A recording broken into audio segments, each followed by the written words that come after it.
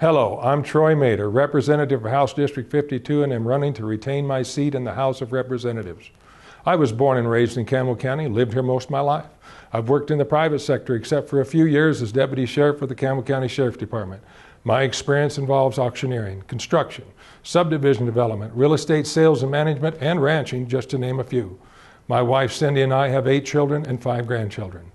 I stand for states' rights and constitutional government, life, family, a vibrant agriculture and minerals industry, the Second Amendment, and low taxes. My goal as legislator is to listen and learn so I can legislate effectively. Most of my life I've been involved in the business community by being a positive part of it. I've helped build country subdivision for folks to have homes with room for their kids to raise animals for 4-H and FFA. And speaking of 4-H and FFA, for nearly 30 years my family donated their time and talent to conduct the livestock auction at the county fair. I've also been active with various youth groups and churches, since I'm a firm believer in what Teddy Roosevelt once said, quote, "To educate a man in mind and not in morals is to raise a menace to society," end of quote. On a broader scale, for several years I organized school assemblies addressing drugs, alcohol, teen pregnancy, and suicide for junior high and high school youth. These assemblies touched thousands of lives here in Wyoming and in South Dakota.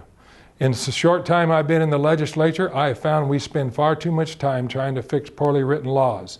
That tells me we need fewer laws, but better written ones. So how does one do that?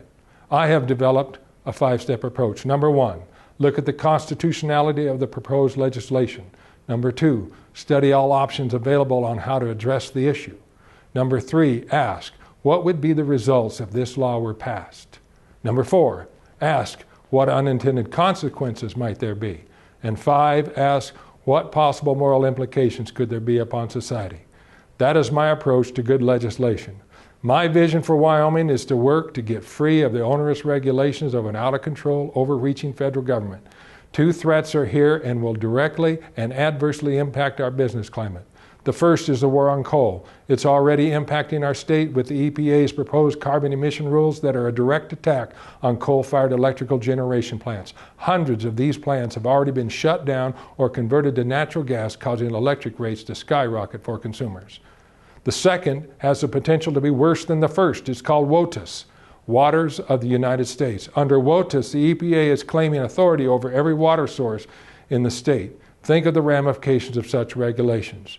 The legislature needs to stand up for the citizens of Wyoming and work to stop this federal juggernaut that threatens our way of life. With your vote, I will be in that fight. Thank you.